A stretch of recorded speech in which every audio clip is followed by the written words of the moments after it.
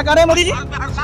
एक नया आईआईटी और एक नया आईआईएम बन रहा है और इनके ही मंत्री ने प्रधानमंत्री की बेइज्जती की। प्रधानमंत्री जी ये तो बताओ कि 5 साल में एक भी आईआईटी आईआईएम नहीं बना, तो इतना बड़ा झूठा प्रधानमंत्री, विश्व का त्रिलोकी फेंकेश्वर, तीनों लोक में इतना बड़ा झूठ बोलने वाला प्रधानमंत्री आज तक न पैदा लिया और न पैदा लेगा। प्रधानमंत्री जी घर में झूठ बोलते थे, घर से गुजरात में झूठ बोलते रहे, देश भर में झूठ बोलते रहे, लाल किला के प्राचीर से झूठ बोलते रहे, हमने कुछ नहीं कहा। लेकिन उनके ही मंत्री सुभाष सरकार ने कहा कि नरेंद्र मोदी जी झूठ बोलते हैं, एक भी 5 साल में ना आईआईटी बना ना आईआईएम बना।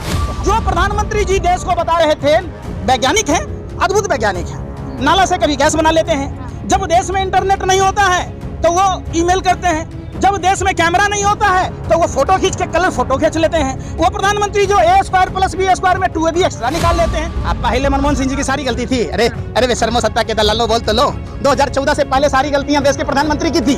अब ये प्रधानमंत्री ऐसे बन गए कि इनकी कोई गलती ही नहीं है, कैसी बातें करते। प्रधानमंत्री जी क्या कह रहे हैं? मन की बात। अरे भाई, जली को आग कहते हैं, बुझी को राख कहते हैं। जिस बकवास को सुनकर देश की जनता का हाल बेहाल हो जाए उसे मोदी जी की मन की बात कहते हैं। तो मन की बात नहीं करिए, काम की बात कीजिए। 9 साल हो गए प्रधानमंत्री जी, मन की बात अगर आप किए होते तो आज नाती पोता वाले होते। मोदी जी अगर वादे के सच्चे होते तो मोदी जी के भी बच्चे होते, पोता पोती में खेलते, मोर में या तोता में क्यों खेलते। अब समझिए बात को।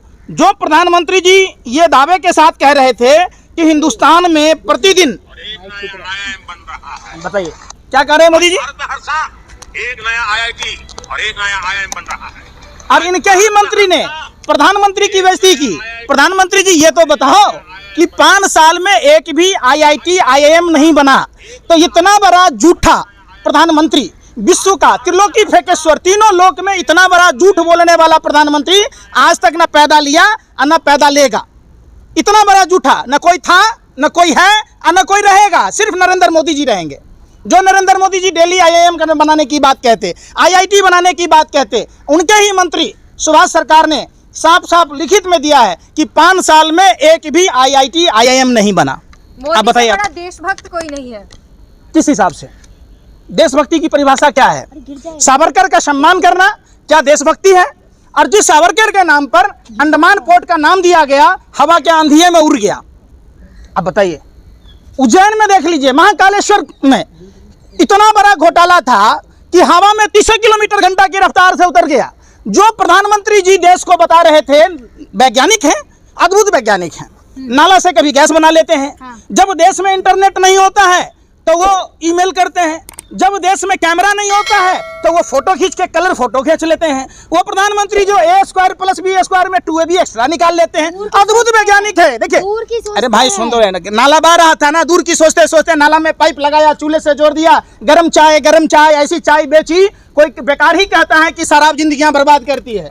नरेंद्र मोदी के आने के बाद चाय ने पूरे देश की जिंदगी बर्बाद कर दी। ऐसा चाय वाला, पता नहीं चाय में अफीम मिला के बेचता, क्या बेचता। अरे भाई सुन तो लो, केस करो ना नरेंद्र मोदी पर, करो ना। आज चाय वाले का मतलब लोग समझता है देश बेचने वाला, झूठ बोलने वाला। अरे भाई हम थोड़ा ना सोच रहे, जनता नहीं सोचती, केवल आप। हम क्या है?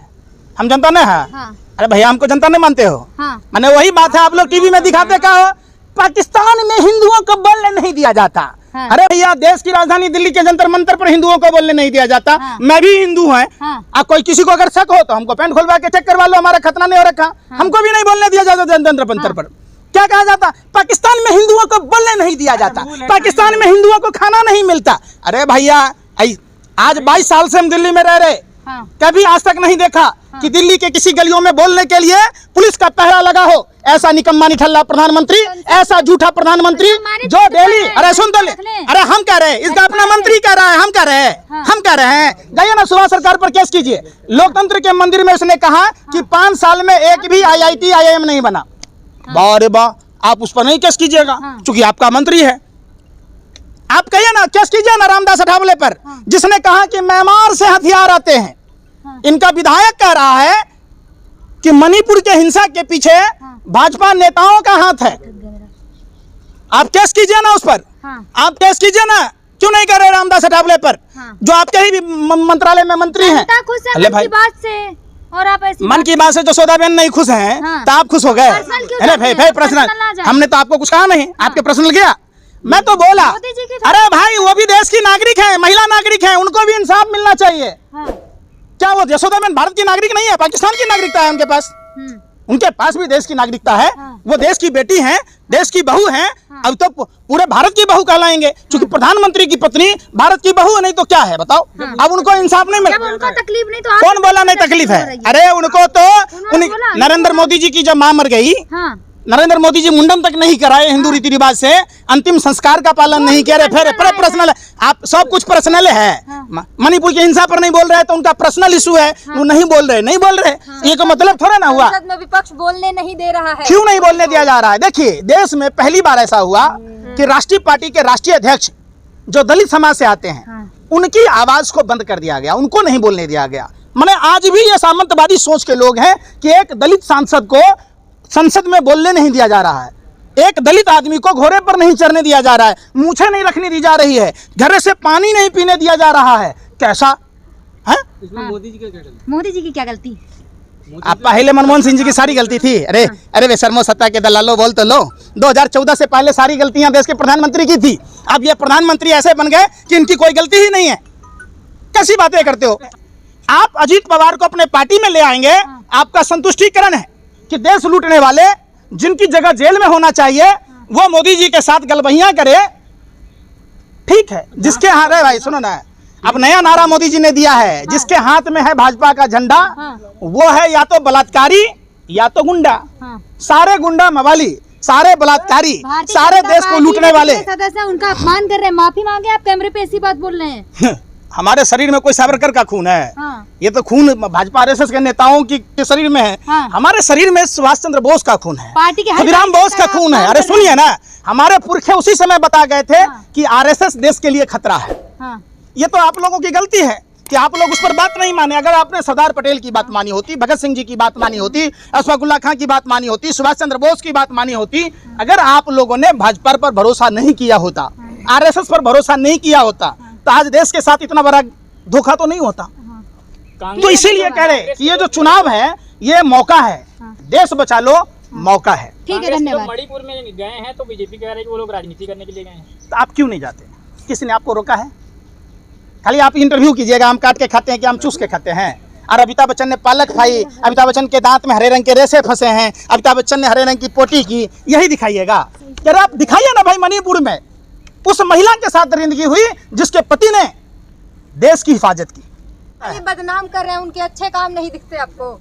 देखिए, हमने तो नहीं कहा लोकसभा में, हम तो संसद सदस्य नहीं हैं। प्रधानमंत्री जी घर में झूठ बोलते थे, घर से गुजरात में झूठ बोलते रहे, देश भर में झूठ बोलते रहे, लाल किला के प्राचीर से झूठ बोलते रहे। हमने कुछ नहीं कहा, लेकिन उनके ही मंत्री सुभाष सरकार ने कहा कि नरेंद्र मोदी जी झूठ बोलते हैं, एक भी 5 साल में ना IIT बना ना IIM बना। तो हमको क्या सजा दीजिएगा? दे दीजिए फांसी सुभाष सरकार को। आपने बनाया ही ऐसे आदमी को मंत्री। हम झूठ नहीं बोल रहे, हम आरोप नहीं लगा रहे। आपके ही मंत्री रामदास अठावले ने कहा कि प्रधानमंत्री कमजोर है, गृह मंत्री कमजोर है, तमाशाबीन है, तमाशा दिखाता है, म्यांमार से हथियार आ रहे हैं मणिपुर में। मैंने नहीं कहा, ट्वीट किया है रामदास अठावले ने। कीजिए कार्रवाई आप उन पर। आप जब कहेंगे, आप बोलते नहीं हैं। आपका काम क्या था? लोकतंत्र का चौथा स्तंभ कहे जाते हैं आप। आपका काम है सरकार से, शासन से, सत्ता से सवाल पूछना। आप क्या करते? गलबहियां गा रहे। 2014 में भारत की अर्थव्यवस्था क्या थी? आप बताइए ना, अर्थव्यवस्था को कैसे कमजोर किया गया, कैसे फेडरल सिस्टम को डैमेज करने के लिए बैंकिंग सिस्टम को ध्वस्त किया गया। आप उस पर चर्चा कीजिए प्रधानमंत्री जी। आपने सारे देश के राष्ट्रीयकृत बैंकों को डुबोया है, आपने तमाम देश के PSU को डुबोया है, आपने फेडरल सिस्टम को कमजोर किया है। जहां प्रधानमंत्री का काम फेडरल सिस्टम को स्ट्रांग करना था, वहां फेडरल सिस्टम को आपने कमजोर किया है। कह रहे हैं कि PFI में इंडिया है, ईस्ट इंडिया में इंडिया था, तो इस चीज से कनेक्ट कर रहे हैं वो इंडिया को। आपका जन्म कब हुआ? 2014 तक हो गया होगा, हम उम्मीद करते हैं आप पत्रकारों का।